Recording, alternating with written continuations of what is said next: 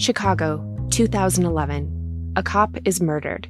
Police and prosecutors swear they have the trigger man. He swears he didn't do it.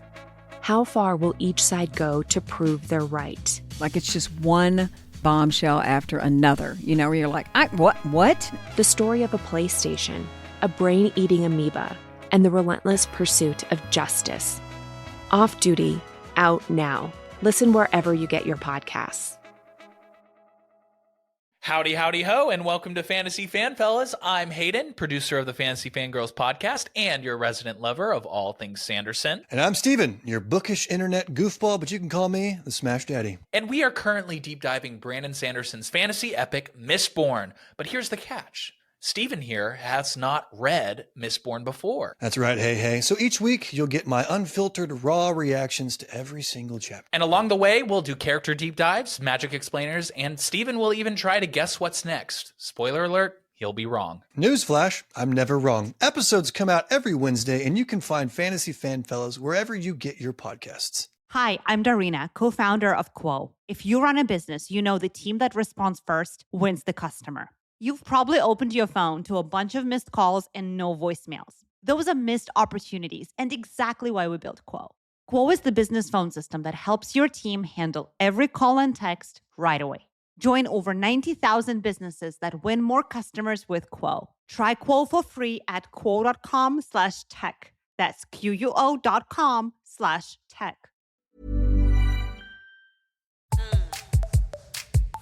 Hello, and welcome back to the Psych Legal Pop Podcast.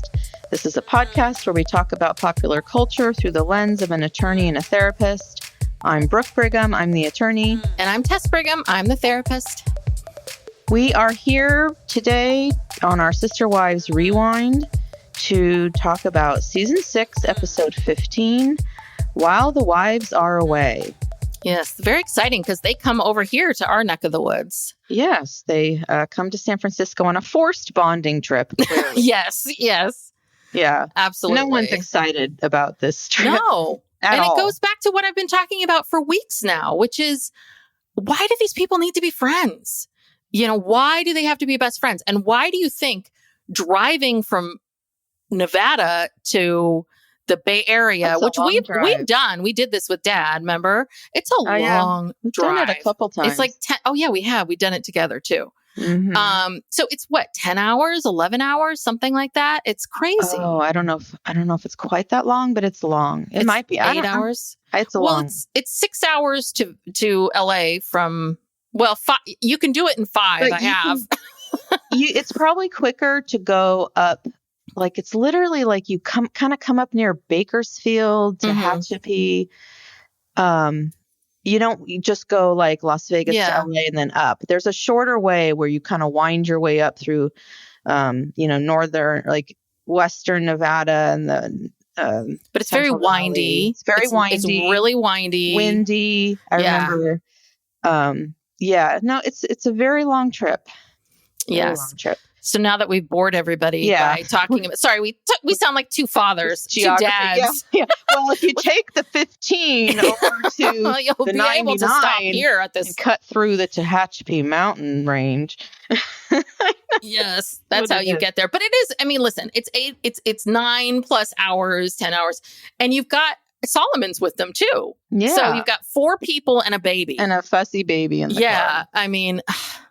God. And then you're gone for 4 days. So 2, right? They were gone. 2 travel days, basically. 2 travel days. And then you're so tired you've gotten in. So you have to have 2 days of whatever. We'll get through it in the series. But it was not a vacation. I think they definitely saw this as a working trip.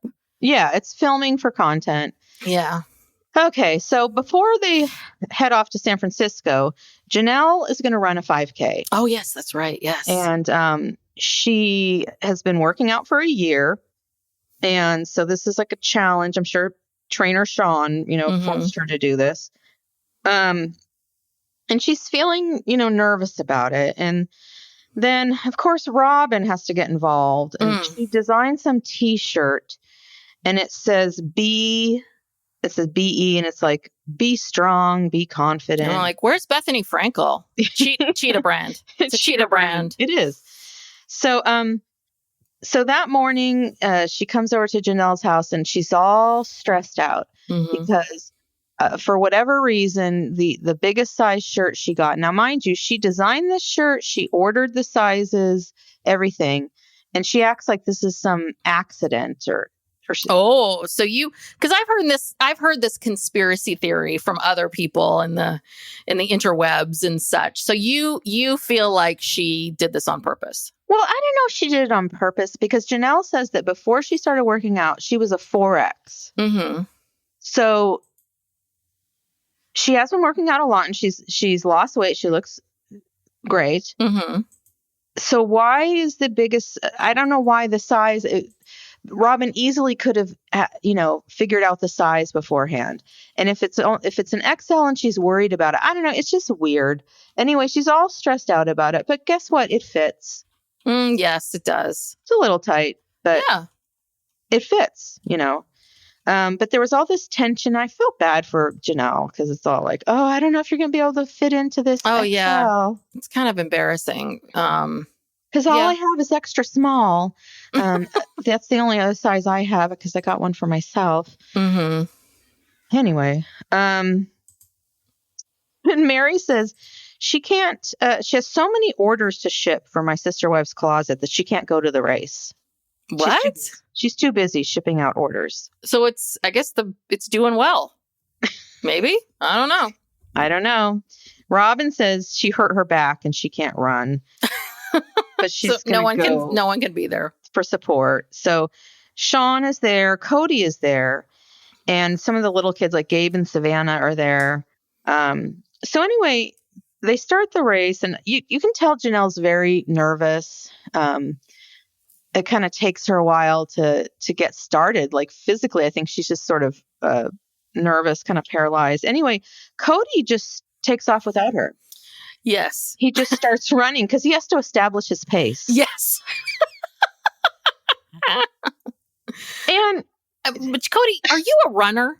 Like that was so weird. I could understand if like running is his way of exercising and de-stressing, and we've talked about it for years now, but no, this is the first time besides you running from house to house. Yeah. I've seen you run. What do you mean establish your pace? Yeah, so and you crazy. know what? This race isn't about you, Kody. Yeah. This is all about Janelle and supporting Janelle. And he just takes off without her. Mm-hmm. And Gabe and Savannah, they take off with him. And so Janelle starts the race, and guess who's with her the whole time? Sean. Yes. And then Gabe and Savannah actually come back. They feel badly, Yeah. They come back and ran with Janelle and finished the race. Sean stayed with her. He was pushing his kids in a stroller, which is, God, do you remember? So we did that 5K where I pushed Layla in a stroller. Do you remember? Yeah. that? Yeah. It was some kind of like champagne chocolate women's something, and it was a 5K. But was that after? Because you and I, we ran a half K that we ran half marathon. Sorry, not a half K, half marathon. And so I don't know if it was. Was it before or after? I feel like it was before. She was like, she was pretty little when we did the race. She was pretty little, but that was hard. I mean, even though it was heavy, like the weight of the stroller, and it was not a lightweight stroller, and then the weight of her and pushing her. That I remember that being torture. It was really hard. But yeah, Tess and I attempted to do a full marathon, and we were training for it, and we got up to like 22 miles. Long training runs. And at the end, it took us so long to finish it. It was all day long. It was all day. It was our entire Sunday. My body hurt. So like my legs felt like thick trunks of, nothingness. And we were having to like, I think we got way too into the gels and the waters and the nuts because they're so crazy with you about snacks. You got to keep your energy up. And but stay whatever. Hydrated. Yeah. So we had we're constantly eating. I think I was just bored. I was like, oh, good. I can now have a snack or something. Mm-hmm. But it wasn't at all fun. And it was weird. It just does weird things to your body, and it's not fun. Yeah, we just thought, why are we doing this? Yeah. And so we decided, you know what? We know we can do a half marathon. So we're just going to do that. But where we trained was in Berkeley, near the Berkeley Marina, and, which is pretty flat. Then we ran the San Francisco Marathon. Yeah, we get to go over the Golden Gate Bridge. No. That was fun. Oh, no, we didn't. Oh, yeah, we did. we In the did. training, we did. Yes. Yeah. But not for the actual race. Yeah. Yeah, no, we did the actual race. On the race, I think we never even trained in San Francisco. That was the problem. San Francisco's full of hills. We didn't train for hills. The other thing too is San Francisco is so right. Like if you think about 26 miles, 26.2 miles, San Francisco's really small. Do you remember we had to in the beginning? We ran around Golden Gate Park. We had to wind around because they had to get rid of a bunch of miles. Like they were like, we need this park to establish at least 5 or 6 miles for people. And so we were running in circles and all that kind of stuff out there. And then we finally, went over the bridge. Yeah. And then we it finally went through, I think, the Presidio, and then we winded through a bunch of neighborhoods and ended up in down by the Embarcadero. Embarcadero. But there was San Francisco is all hills. Yeah. And not just the steep. I mean, there's a lot of steep hills, but there's a lot of just normal kind of lower grade hills. Yeah. But there is nothing flat. The only thing that was flat, I think, was the bridge. Yeah. And that's the other thing. They avoided those like when they made the route, they obviously avoided those crazy, hills that you've seen in movies and such that I will not go up. I hate those hills.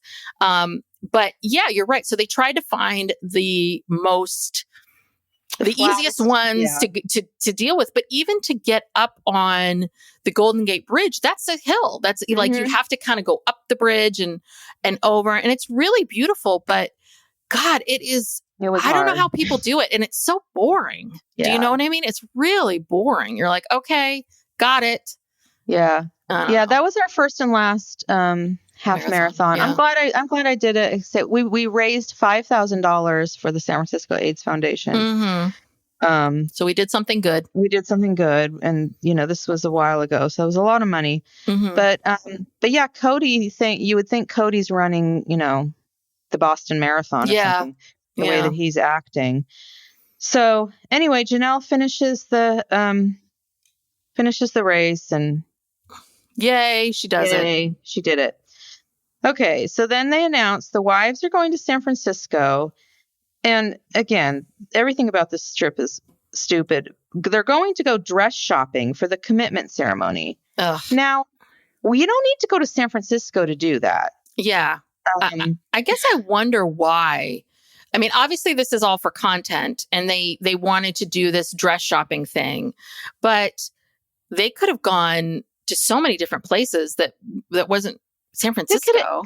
Las Vegas has tons of shops. Yeah. All those casinos have high end that runs the gamut. Yeah.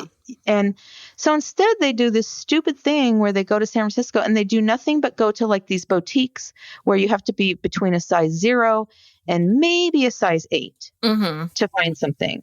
And anyway, we'll get to that. But so they're getting ready to go on this trip, and Kody has never watched this many kids before. Oh God. Yeah. Never been responsible for.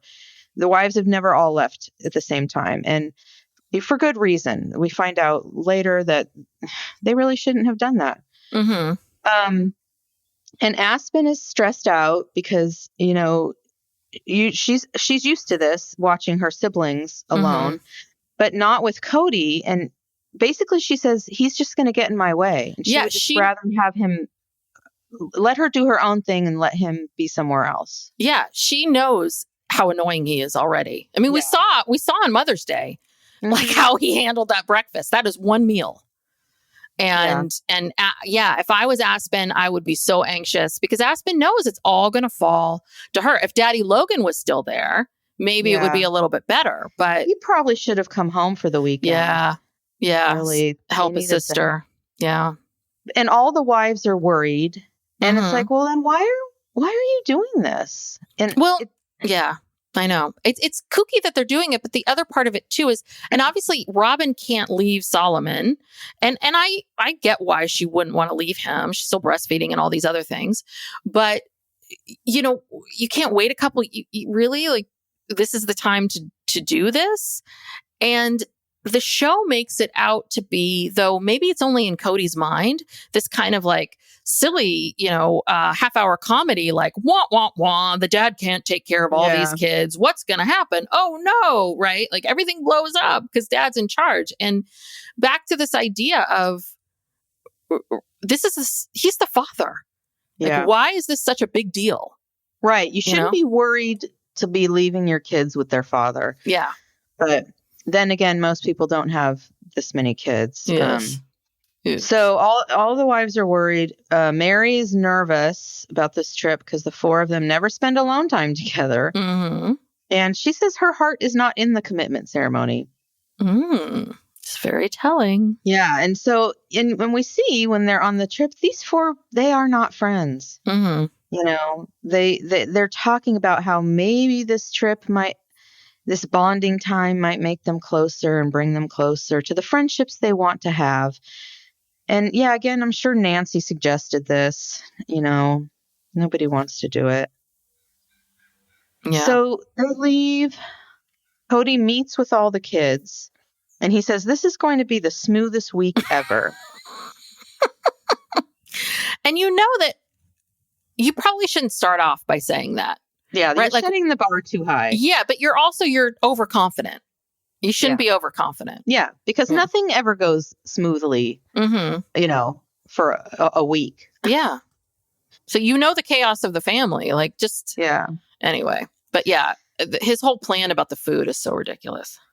Yeah, he says he's just going to grill up a whole bunch of meat and chicken and hamburgers and hot dogs, and then they'll just eat the leftovers for lunch for a week. Yeah, and so I just want to say, chicken is, and maybe it's just me, but reheated chicken is disgusting. It's not good. It tastes weird. There's a weird, distinct taste to it. Reheated meat in general is not. Yeah, but chicken especially. So really, like, maybe you can eat chicken the next day or the day after, but it has to be cold. Mm-hmm. And so you're going to eat cold chicken. And then also imagine cooking a hamburger on a Saturday and then eating it on a Wednesday. I don't think that's disgusting. Safe. It's just gross. Like, what? This is the stupidest thing I've ever heard in my life. I was just like, this is so dumb. Well, it just shows you how out of touch he is with cooking. Yeah. Or anything. So he's got all this stuff on the grill. And Isabel is outside and she stubs her toe and it's kind of bleeding and the skin's coming off. And so he has to attend to her and clean her up. And while he's doing this, the steaks are all burning on the grill. So he's ruined all the steaks. So I don't know what they're going to have for lunch tomorrow or dinner. Oh, no. It's not going to be steak. Okay, so then the wives are driving to San Francisco. We see them like going over the Bay Bridge. They're staying at this place. I was going to look this up. Yeah, I actually Hotel did. Rex. Okay. Yeah, and actually, Hotel Rex is in Union Square, which is like a very touristy area. That's where the Macy's is. And all the shopping and hotels. And it's actually it's a really nice hotel. It's like this boutique hotel that Steve's friend Jeff always stays in when he comes here. And it's got like a Parisian feel. So it's not huge, but the rooms are really nice. The air, it's a nice place to stay. And I'm sure, I'm sure the production company was paying for it, but let's see how much it costs to stay here for one night, because there were 4 rooms. Yeah. Just the location alone. Yeah. It's going to be pricey. Yeah, it's a smaller, more boutique hotel. So it doesn't have what these big giant hotels have. Yeah, there's no room service or. Yeah. So, anywho. Are you looking it up? Yes, I'm looking it up. Okay, Let me I'll see what happens. So for like okay, that's not bad. So you can actually stay there during the week for like, oh no, that's not it. They didn't even show me it. God damn it. They show you when you Google looking for something, a hotel, they're showing me every hotel in San Francisco. I'm like, I clicked on Hotel Rex. Well, you're probably on one of those sites that just aggregates a bunch of hotels. You have to find the hotel website. Yes. Okay. Keep going. Anyway, so they meet up with Robin's friend, Kendra, who I guess lives in the area. Now, Kendra, I've heard her name bandied about that she's Robin's friend. And when Mary was going through the catfish stuff, Kendra was sort of acting like a double agent. That's Kendra? That's the same woman? I mean, unless it's a different Kendra. Psych Legal Pop will be back after these messages. Are you feeling lost or uncertain about your future? It's time to discover the true you. This is Tess Brigham from Psych Legal Pop podcast, and I want to tell you about my book, True You. In True You, I delve into the 6 key issues we all face during our quarter-life crises. From career dilemmas to relationship struggles, this book provides simple tools and techniques to navigate each challenge. True You is your roadmap to personal growth. Even if you're not experiencing a quarter-life crisis, True You will help you get to know yourself on a deeper level. If you're ready to unlock your true potential and create a life you love, pick up your copy of True You today. You can find more information on my website, www.tessbrigham.com, or it's available to purchase at Amazon. Chicago, 2011. A cop is murdered. Police and prosecutors swear they have the trigger man. He swears he didn't do it. How far will each side go to prove they're right? Like it's just one bombshell after another, where you're like, what? The story of a PlayStation, a brain-eating amoeba, and the relentless pursuit of justice. Off Duty, out now. Listen wherever you get your podcasts. Howdy, howdy, ho, and welcome to Fantasy Fan Fellas. I'm Hayden, producer of the Fantasy Fangirls podcast and your resident lover of all things Sanderson. And I'm Steven, your bookish internet goofball, but you can call me the Smash Daddy. And we are currently deep diving Brandon Sanderson's fantasy epic, Mistborn. But here's the catch. Steven here has not read Mistborn before. That's right, hey. So each week, you'll get my unfiltered, raw reactions to every single chapter. And along the way, we'll do character deep dives, magic explainers, and Steven will even try to guess what's next. Spoiler alert, he'll be wrong. Newsflash, I'm never wrong. Episodes come out every Wednesday, and you can find Fantasy Fan Fellas wherever you get your podcasts. Because Kendra was communicating with the catfisher and then bringing stuff back to Robin, I believe. Okay. No, I'd heard that story, but I didn't make the connection that this is the same person. The same. I'm guessing. I think so. Wow. Crazy. Yeah. So they start going to these boutique shops. Like the first one is Elizabeth Charles, which I've never heard of. But there's a lot of little boutique shops in addition to, the bigger. Yeah. Down in that huge Macy's. Yeah. Down in Union Square. Sorry, I couldn't think of it. There's a lot of luxury shops. That's where all the luxury shops. Yeah. But there's also these unknown, like small shops.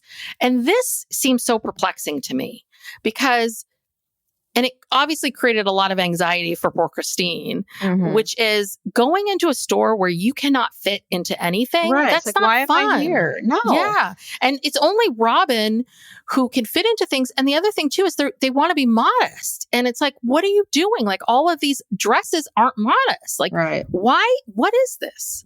What is this thing where she's like, I'll try on anything anybody likes so you can see what it looks like. And it's like, but that's not going to.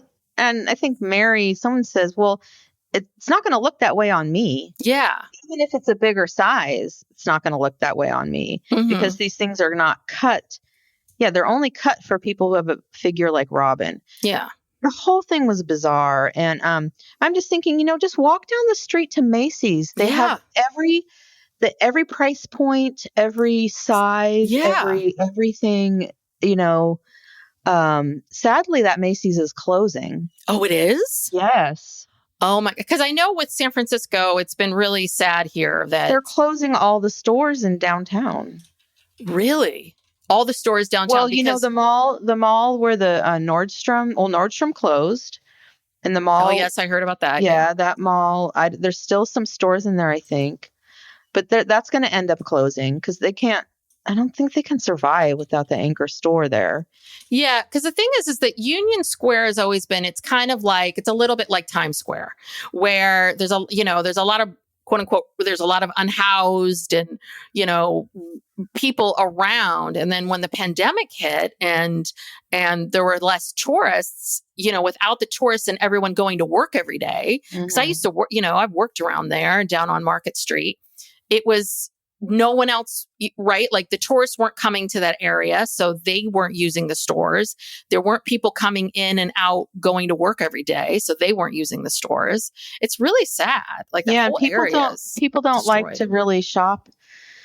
They don't like to go out. You can just shop online. People don't really care about that experience, and it's very sad because what's it going to turn into? It's going to. I'm really scared. It used to be such a magical place, especially like at Christmas time and stuff. It's really a blow, a huge blow to San Francisco. I don't know what's happening, but anyway.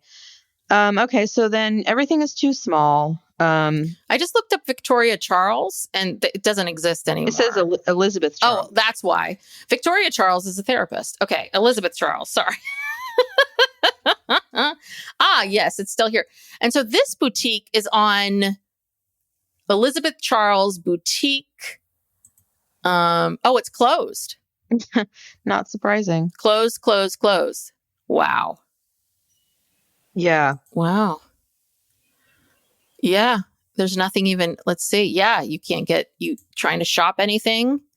That's it. It's just done. Gone. Wow. Okay. All right. So meanwhile, back in Las Vegas, I think there'll be more shopping later, but they cut to, Kody takes the kids to their neighbor Deidre and Bill's house to swim in their pool.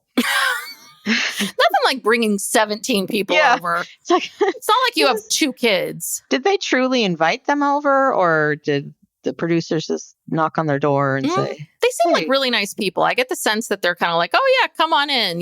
They say that their kids are nice. When we grew up, we had a pool, and I remember people were always coming to our house constantly to use our pool. Like, I know we had pool privilege, but I was always so annoyed by like the randos. I'm like, hello. Who are these people? Yeah, you're our neighbor. Like, why are you at our pool? Know, but mom, of course, was inviting anybody in any, she always. Would invite, during the summer, like every week, she invited this big group of people. Like, there's the same people, like all her friends and their kids. It was fun. Yeah. So then they're sitting in the hot tub. Kody's sitting in the hot tub with Deirdre and Bill and some of the other kids. Which is so awkward. They're all there in like bathing suits and they're interviewing this couple in the hot tub. It just, it felt very swingers to me. Do you know what I mean? If you didn't know what this was, you'd be like, what's going on with these people? Yeah. And then McKelty, I don't know if this is random or staged. I don't know anymore. She comes over and she asks Kody if anyone has asked about them. Meaning, has anyone asked about courting any of the teenage girls? And I'm just thinking, who would be doing that? This is not a polygamous community. Yeah. You're in Las Vegas, Nevada. Kids date just like they date anywhere else. No one's going to come ask Kody, can I court your daughter? From Las Vegas High School, whatever high school, Centennial High School, whatever they are. That was so dumb. That's why I'm like, is this real? And I don't think it is. I think it just gave Kody a platform to talk about, courting and how he thinks that his daughters are too young to be courting. And he explains the concept of courting. And it's like, yeah, we know. Yeah. Well, Kody had a conversation with the producers and he's like, I really want to get this in. This is really important. And so they go to the kids and they probably went to Aspyn first. And Aspyn's like, I got 19 kids I'm taking care of. Like, fuck off. I don't have time. I don't have time for this. I don't think she was there at the pool. No, she was working. And then they went to Maddie and Maddie was like, I'm not doing that. And then they went to McKelty and they're like, oh, McKelty will do anything. Great. McKelty, you ask. And McKelty's like, sure. So that was that's exactly, I believe, what happened. Yeah, that was a dumb scene. So cut back to San Francisco. They now go to a boutique type shop called Go Figure. And they cater to plus size people. And the owner basically tells Robin, I have nothing for you. There's nothing for you here. Yes. So they finally get to try on some stuff that is more their size, but the clothes are so ugly. Oh, I know. And it's really They're okay. not I just cute. wait, hold on. Okay, Go Figure. Now, Go Figure seems to still exist. They're just trying to, it says, welcome, please bear with us. We're busy building a new website for Go Figure San Francisco. Oh, where are they located? They're on Fulton Street. What is this site? And then it took me to this really other weird site. I don't know. Maybe Go Figure's not doing well either. I mean, but their clothes were hideous. Oh, they were awful. Worse than LuLaRoe, I think. Oh God. Yeah. I mean, the tie-dyed look and it was just tie-dyed, it was so unflattering. Top. Yeah. And I'm sorry, but there are, again, you could have gone to Macy's and the plus size section and gotten beautiful dresses, really long nice sleeve shirt, long sleeves to the ground. This Kendra, no wonder Kendra's a nut. I mean, she has no idea what she's doing here. Oh, I hope I wonder if she set this up or the producer set it up. Or the producers called a bunch of shops and these are the only two that agree. The only two who would agree. I don't know. Oh, and then this was hilarious. Mary said, because again, they're putting her in these outfits, the long flowy tunic tops with leggings. And she says, I'm not going to wear leggings as pants. Little did she know. Yeah. Little did she know she'd be hawking leggings. Yes. To be worn as pants. Yes. Well, and then Christine on the couch was wearing leggings right next to her. Yeah. And Christine's like, I do it. And then the pandemic hit and everyone's like, ooh, I love leggings. God, this feels good. Now leggings are pants. Basically. Yes. Oh, yeah. Like now that when you go and shop for pants now, everything is casual wear. Like there's no zippers. Yeah. There's no nothing. People don't want a zipper. And you can find things that sort of look more like a work pant, but they're real stretchy and you pull it on. And, I have those. The yoga pants that are really pants. And I love them. They try to make them look a little like dressed up. But they do. They actually, I mean, I don't know if I'm fooling anybody, but they actually really do. And they are super comfortable. I mean, it's nice. Yeah, finally. Finally, we've been liberated. So then that night they go to, we'll see if this place is still open, the Isa restaurant. How do you spell it? ISA. ISA. Restaurant. It's a French restaurant in San Francisco. Let's see if Isa made it. Looks like, still exists. It's nestled in the heart of San Francisco's Marina District. So Isa is a California French small plate restaurant, and it specializes in deeply flavored and elegant French fare served in a simple, unpretentious California style. I mean, listen, it's basically you can get seared scallops for $31. Oh, what a bargain. Yes. Well, the Marina District is quite a ways from Union Square. And that's where the Marina District is. We were just there last weekend. Because my daughter was here because that's where all the young people hang out. Yeah, a lot of young people live down in that area. It's expensive to live in, but they managed to figure it out. Actually, it's not too bad. She tells me what her friends are paying. And they're living in these apartments that are really nice. I've been to a couple of them. And they're only they have all of their own bedrooms and they're each only paying like $1,000, $1,200 each. Oh, that's really good. That's good for the San Francisco because to share a room with someone in a decent area, like not to share a room with someone, but to like share an apartment, you're looking at least paying like most of the time you're paying $1,500, $1,600. So 12 is good. Yeah. 1,000. And that's really good. They have big living areas, like huge living rooms, huge kitchens. Like one of them has like a rooftop patio. I mean, these are nice places in the marina. It's very loud. Yes. If you want quiet, forget it. But that's where all the action is. And they have cute, great restaurants down there. So trying to promote San Francisco. Yeah, well, I could not. Falling apart in some places. I will say, when I was in my 20s, I never hung out in the marina because everyone was, I'm sure it's changed tremendously. But in the 90s, it was kind of where all the like snobby people were. Yeah, it's kind of still like that. It's like really like you would go to bars down there and I'm like, I hate all these people. I'm like, take me back to the Mission where a lot of douchey people. Yeah. I hung out in the Mission where it was like, be whoever you are. Edgy. Yeah. Edgier.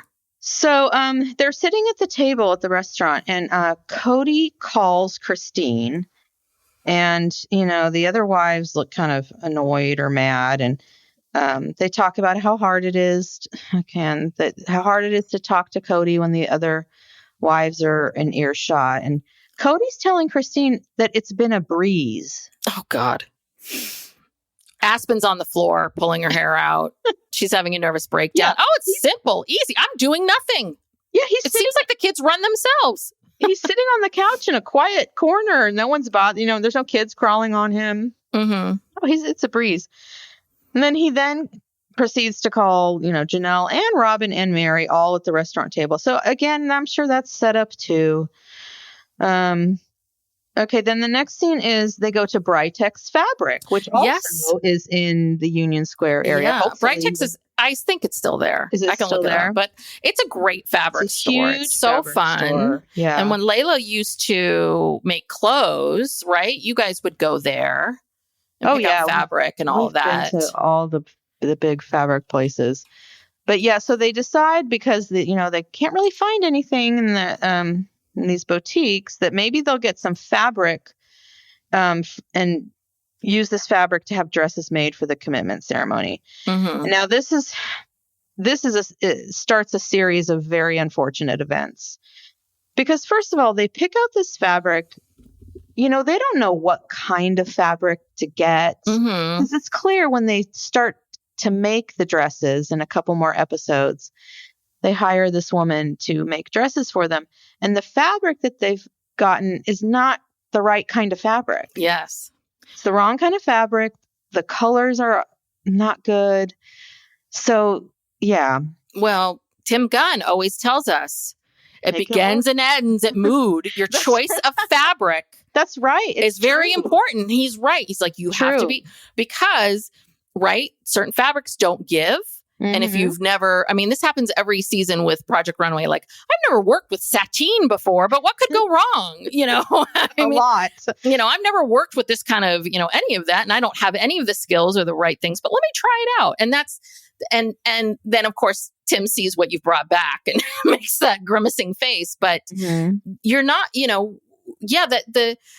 that kind of satin sort of shiny, stiff fabric isn't very forgiving. It's not forgiving. The only thing that's really truly forgiving is jersey knit. Mm-hmm. And that's also very hard to sew. Yes. But the people that do it, they do a lot of it. Yeah. And then people would get criticized all the time, like, he's using jersey knit again. And it's like, well, it looks good on people. Okay, yeah, it looks good on people. He knows how to do it. And it's not the same damn dress.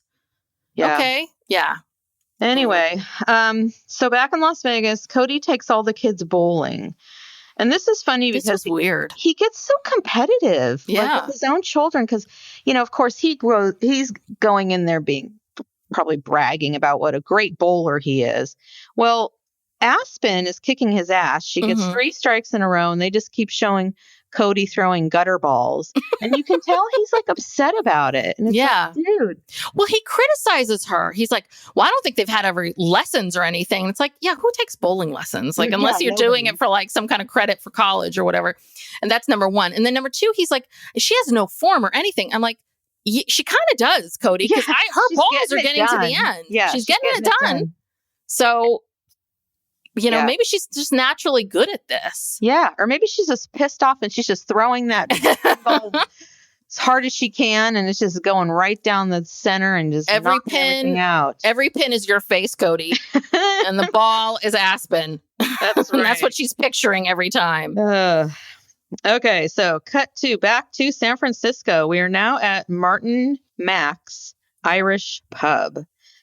And that was not, I have to look that up because there are a lot of Irish pubs in San Francisco. They want to drink beer. Mm-hmm. They just want to try it, and everyone but Robin drinks. Yes.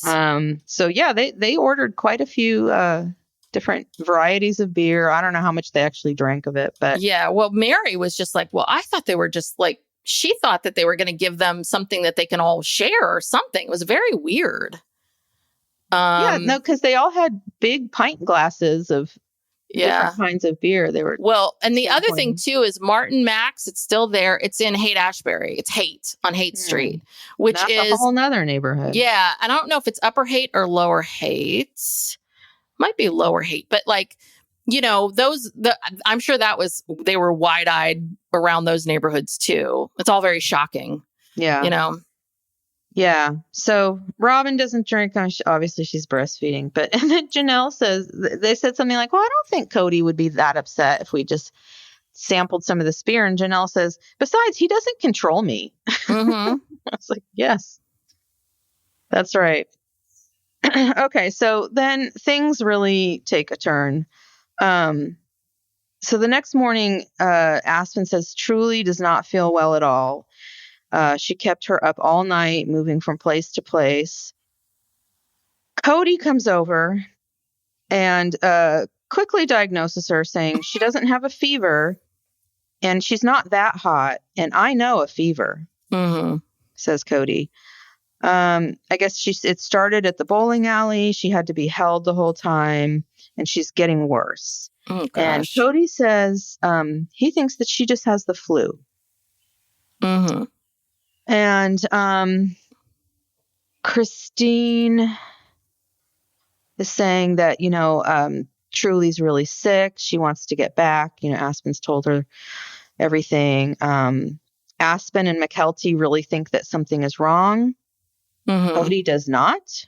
Kody is stressing them out. Mm-hmm. And Aspyn said that the first day that he was responsible for everyone, that he called her 16 times after 3 p.m. Oh, my God. So the wives are now home. Kody's glad. He's tired. Mm-hmm. And that's how it ends.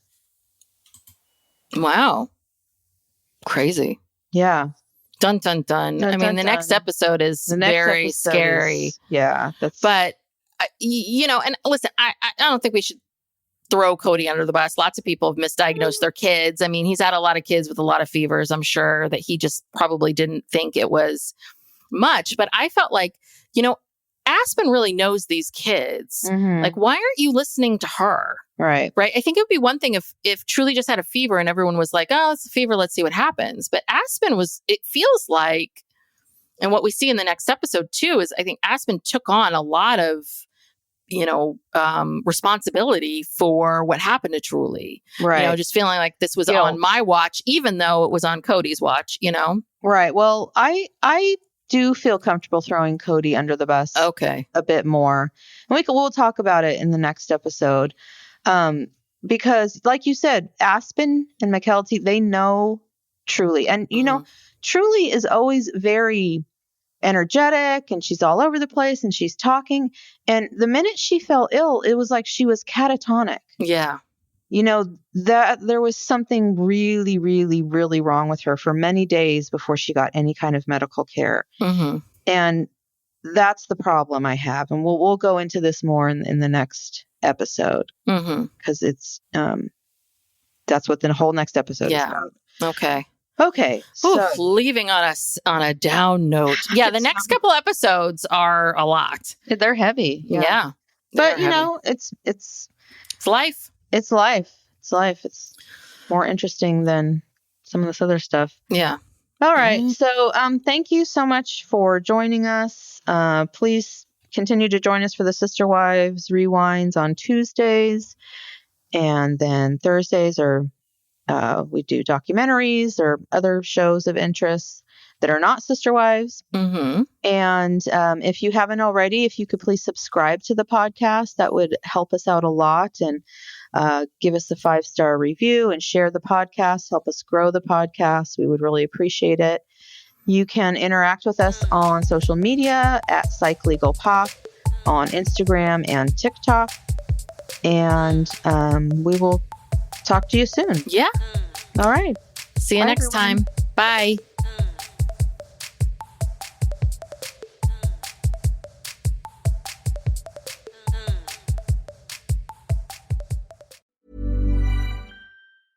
This message comes from Jackson. Taxes aren't something you can only think about once a year. With investments, planning for tax day is year-round. Fortunately, Jackson offers tax-efficient products. Visit jackson.com for more information on how our products can make your tax bill a little bit less painful. Jackson is short for Jackson Financial Incorporated, Jackson National Life Insurance Company, Lansing, Michigan, and Jackson National Life Insurance Company of New York, Purchase, New York. Howdy, howdy, ho, and welcome to Fantasy Fan Fellas. I'm Hayden, producer of the Fantasy Fangirls podcast and your resident lover of all things Sanderson. And I'm Steven, your bookish internet goofball, but you can call me the Smash Daddy. And we are currently deep diving Brandon Sanderson's fantasy epic, Mistborn. But here's the catch. Steven here has not read Mistborn before. That's right, hey. So each week, you'll get my unfiltered, raw reactions to every single chapter. And along the way, we'll do character deep dives, magic explainers, and Steven will even try to guess what's next. Spoiler alert, he'll be wrong. Newsflash, I'm never wrong. Episodes come out every Wednesday, and you can find Fantasy Fan Fellas wherever you get your podcasts. With almost 500,000 customers and over $1 trillion of secure payments, Bill isn't new to intelligent finance. It's the proven way to simplify bill pay and maximize cash flow. Want to learn more? Visit Bill.com/proven for a special offer.